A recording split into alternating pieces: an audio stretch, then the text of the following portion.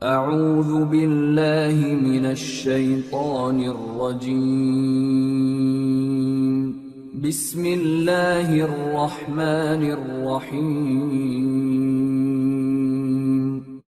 شروع اللہ کا نام لے کر جو بڑا مہربان نہایت رحم والا ہے۔ یاسین، قسم ہے قرآن کی جو حکمت سے بھرا ہوا ہے۔ اے محمد صلی اللہ علیہ وآلہ وسلم، بے شک تم پیغمبروں میں سے ہو، سیدھے رستے پر ہو۔ یہ قرآن غالب و مہربان کا نازل کیا ہوا ہے تاکہ تم ان لوگوں کو جن کے باپ دادا کو خبردار نہیں کیا گیا تھا خبردار کر دو کہ وہ غفلت میں پڑے ہوئے ہیں۔ ان میں سے اکثر پر اللہ کی بات پوری ہو چکی ہے، سو وہ ایمان نہیں لائیں گے۔ ہم نے ان کی گردنوں میں طوق ڈال رکھے ہیں اور وہ ٹھوڑیوں تک پھنسے ہوئے ہیں، تو ان کی گردنیں اکڑی ہوئی ہیں، اور ہم نے ان کے آگے بھی دیوار بنا دی اور ان کے پیچھے بھی، پھر ان پر پردہ ڈال دیا تو یہ دیکھ نہیں سکتے۔ اور تم ان کو خبردار کرو یا نہ کرو، ان کے لیے برابر ہے، یہ ایمان نہیں لائیں گے۔ تم تو صرف اس شخص کو خبردار کر سکتے ہو جو اس نصیحت یعنی قرآن کی پیروی کرے اور رحمان سے غائبانہ ڈرے، سو اس کو مغفرت اور بڑے ثواب کی بشارت سنا دو۔ بے شک ہم مردوں کو زندہ کریں گے، اور جو کچھ وہ آگے بھیج چکے اور جو ان کے نشان پیچھے رہ گئے ہم ان کو قلم بند کر لیتے ہیں، اور ہر چیز کو ہم نے کتاب روشن یعنی لوح محفوظ میں لکھ رکھا ہے۔ اور ان سے گاؤں والوں کا قصہ بیان کرو جب ان کے پاس پیغمبر آئے، یعنی جب ہم نے ان کی طرف 2 پیغمبر بھیجے تو انہوں نے ان کو جھٹلایا، پھر ہم نے تیسرے سے تقویت دی تو انہوں نے کہا کہ ہم تمہاری طرف پیغمبر ہو کر آئے ہیں۔ وہ بولے کہ تم اور کچھ نہیں مگر ہماری طرح کے آدمی ہو، اور رحمان نے کوئی چیز بھی نازل نہیں کی، تم محض جھوٹ بولتے ہو۔ انہوں نے کہا کہ ہمارا پروردگار جانتا ہے کہ ہم تمہاری طرف پیغام دے کر بھیجے گئے ہیں، اور ہمارے ذمے تو صاف صاف پیغام پہنچا دینا ہے اور بس۔ وہ بولے کہ ہم تم کو اپنے لیے منحوس سمجھتے ہیں، اگر تم باز نہ آؤگے تو ہم تمہیں سنسار کر دیں گے اور تم کو ہم سے دکھ دینے والا عذاب پہنچے گا۔ انہوں نے کہا کہ تمہاری نحوست تمہارے ساتھ ہے، کیا اس لیے کہ تم کو نصیحت کی گئی؟ نہیں، بلکہ تم ایسے لوگ ہو جو حد سے تجاوز کر گئے ہو۔ اور شہر کے پرلے کنارے سے ایک آدمی دوڑتا ہوا آیا، کہنے لگا کہ اے میری قوم، پیغمبروں کے پیچھے چلو، ایسوں کے جو تم سے صلہ نہیں مانگتے اور وہ سیدھے رستے پر ہیں۔ اور میں کیوں اس ذات کی پرستش نہ کروں جس نے مجھے پیدا کیا اور اسی کی طرف تم کو لوٹ کر جانا ہے؟ کیا میں اس کو چھوڑ کر اوروں کو معبود بناؤں کہ اگر رحمان مجھے نقصان پہنچانا چاہے تو ان کی سفارش مجھے کچھ بھی فائدہ نہ دے سکے اور نہ وہ مجھے چھڑا ہی سکیں؟ تب تو میں کھلی گمراہی میں پڑ گیا۔ میں تو تمہارے پروردگار پر ایمان لایا ہوں، سو میری بات سن رکھو۔ حکم ہوا کہ بہشت میں داخل ہو جا۔ بولا کاش میری قوم کو پتا چل جائے کہ میرے رب نے مجھے بخش دیا اور مجھے عزت والوں میں شامل کیا، اور ہم نے اس کے بعد اس کی قوم پر کوئی لشکر نہیں اتارا اور نہ ہم اتارنے والے تھے۔ وہ تو صرف ایک چنگھاڑ تھی، سو وہ اس سے ناگہاں بجھ کر رہ گئے۔ بندوں پر افسوس کہ ان کے پاس جب کوئی پیغمبر آتا تو وہ اس سے تمسخر ضرور کرتے۔ کیا انہوں نے نہیں دیکھا کہ ہم نے ان سے پہلے بہت سے لوگوں کو ہلاک کر دیا تھا؟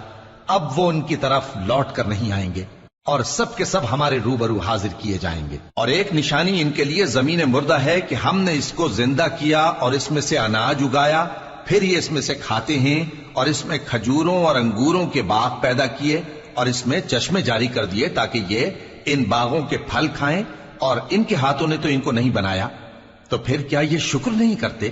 وہ ذات پاک ہے جس نے زمین کی نباتات کے اور خود ان کے اور جن چیزوں کی ان کو خبر نہیں سب کے جوڑے بنائے۔ اور ایک نشانی ان کے لیے رات ہے کہ اس پر سے ہم دن کو کھینچ لیتے ہیں تو اسی وقت ان پر اندھیرا چھا جاتا ہے، اور سورج اپنے مقرر رستے پر چلتا رہتا ہے، یہ اس غالب و دانا کا مقرر کیا ہوا اندازہ ہے۔ اور چاند کی بھی ہم نے منزلیں مقرر کر دی، یہاں تک کہ گھٹتے گھٹتے کھجور کی پرانی شاخ کی طرح ہو جاتا ہے۔ نہ تو سورج ہی سے یہ ہو سکتا ہے کہ چاند کو جا پکڑے، اور نہ رات ہی دن سے پہلے آ سکتی ہے، اور سب اپنے اپنے مدار میں تیر رہے ہیں۔ اور ایک نشانی ان کے لیے یہ ہے کہ ہم نے ان کی اولاد کو بھری ہوئی کشتی میں سوار کیا اور ان کے لیے ویسی ہی اور چیزیں پیدا کی جن پر یہ سوار ہوتے ہیں، اور اگر ہم چاہیں تو ان کو غرق کر دیں، پھر نہ تو ان کا کوئی فریاد رس ہو اور نہ ان کو رہائی ملے، مگر یہ ہماری رحمت اور ایک مدت تک کے فائدے ہیں۔ اور جب ان سے کہا جاتا ہے کہ جو تمہارے آگے اور جو تمہارے پیچھے ہے اس سے ڈرو تاکہ تم پر رحم کیا جائے، اور ان کے پاس ان کے پروردگار کی طرف سے کوئی نشانی نہیں آتی مگر اس سے منہ پھیر لیتے ہیں۔ اور جب ان سے کہا جاتا ہے کہ جو رزق اللہ نے تم کو دیا ہے اس میں سے خرچ کرو، تو کافر مومنوں کے متعلق کہتے ہیں کہ بھلا ہم ان لوگوں کو کھانا کھلائیں جن کو اگر اللہ چاہتا تو خود کھلا دیتا، تم تو کھلی گمراہی میں ہو۔ اور کہتے ہیں اگر تم سچ کہتے ہو تو بتاؤ یہ وعدہ کب پورا ہوگا؟ یہ تو ایک چنگھاڑ ہی کے منتظر ہیں جو ان کو اس حال میں کہ باہم جھگڑ رہے ہوں گے آ پکڑے گی، پھر نہ تو یہ وصیت ہی کر سکیں گے اور نہ اپنے گھر والوں میں واپس جا سکیں گے۔ اور جس وقت سور پھونکا جائے گا یہ قبروں سے نکل کر اپنے پروردگار کی طرف دوڑ پڑیں گے، کہیں گے ہائے بربادی، ہمیں ہماری خوابگاہوں سے کس نے جگہ اٹھایا۔ یہ وہی تو ہے جس کا رحمان نے وعدہ کیا تھا اور پیغمبروں نے سچ کہا تھا۔ وہ تو صرف ایک زور کی آواز ہوگی کہ سب کے سب ہمارے روبرو آ حاضر ہوں گے، پھر اس روز کسی شخص پر کچھ بھی ظلم نہیں کیا جائے گا اور تم کو بدلہ ویسا ہی ملے گا جیسے تم کام کرتے تھے۔ اہل جنت اس روز عیش و نشاط کے مشغلے میں خوش ہوں گے، وہ بھی اور ان کی بیویاں بھی سایوں میں تختوں پر تکیے لگائے بیٹھے ہوں گے، وہاں ان کے لیے میوے ہوں گے اور جو وہ منگوائیں گے ان کو ملے گا۔ ان کو پروردگار مہربان کی طرف سے سلام کہا جائے گا اور وہ فرمائے گا کہ گناہ گارو تم آج الگ ہو جاؤ۔ اے آدم کی اولاد، کیا میں نے تم سے کہہ نہیں دیا تھا کہ شیطان کو نہ پوجنا، وہ تمہارا کھلا دشمن ہے، اور یہ کہ میری ہی عبادت کرنا یہی سیدھا رستہ ہے، اور اس نے تم میں سے بہت سی خلقت کو گمراہ کر دیا تھا، تو کیا تم سمجھتے نہیں تھے؟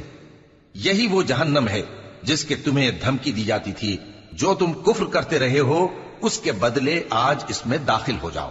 آج ہم ان کے منہوں پر مہر لگا دیں گے اور جو کچھ یہ کرتے رہے تھے ان کے ہاتھ ہم سے بیان کر دیں گے اور ان کے پاؤں اس کی گواہی دیں گے، اور اگر ہم چاہیں تو ان کی آنکھوں کو مٹا کر اندھا کر دیں، پھر یہ رستے کو دوڑیں تو کہاں سے دیکھ سکیں گے، اور اگر ہم چاہیں تو ان کی جگہ پر ان کی صورتیں بدل دیں، پھر وہاں سے وہ نہ آگے جا سکیں اور نہ پیچھے لوٹ سکیں۔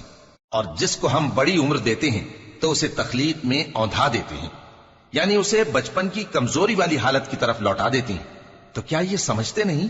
اور ہم نے ان کو یعنی اپنے پیغمبر صلی اللہ علیہ وآلہ وسلم کو شعر گوئی نہیں سکھائی اور نہ وہ ان کو شایع ہی ہے، یہ تو محض نصیحت ہے اور صاف صاف قرآن ہے، تاکہ اس شخص کو جو زندہ ہو خبردار کرے اور کافروں پر بات پوری ہو جائے۔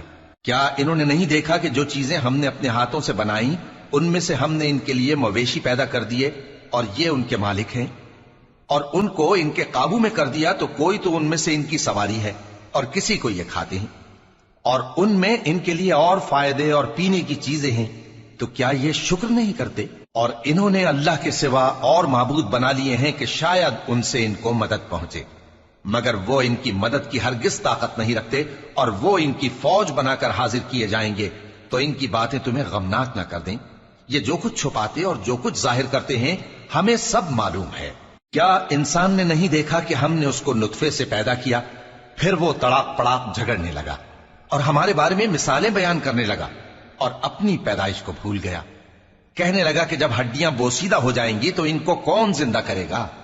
کہہ دو کہ ان کو وہ زندہ کرے گا جس نے ان کو پہلی بار پیدا کیا تھا، اور وہ ہر طرح کی تخلیق کو جانتا ہے، وہی جس نے تمہارے لیے سبز درخت سے آگ پیدا کی، پھر تم اس کی ٹہنیوں کو رگڑ کر ان سے آگ نکالتے ہو۔ بھلا جس نے آسمانوں اور زمین کو پیدا کیا، کیا وہ اس بات پر قادر نہیں کہ ان کو پھر ویسے ہی پیدا کر دے؟ کیوں نہیں؟ اور وہ تو سب کچھ پیدا کرنے والا کامل علم والا ہے۔ اس کی شان یہ ہے کہ جب وہ کسی چیز کا ارادہ کرتا ہے تو اس سے فرما دیتا ہے کہ ہو جا، تو وہ ہو جاتی ہے۔ وہ ذات پاک ہے جس کے ہاتھ میں ہر چیز کی حکومت ہے، اور اسی کی طرف تم کو لوٹ کر جانا ہے۔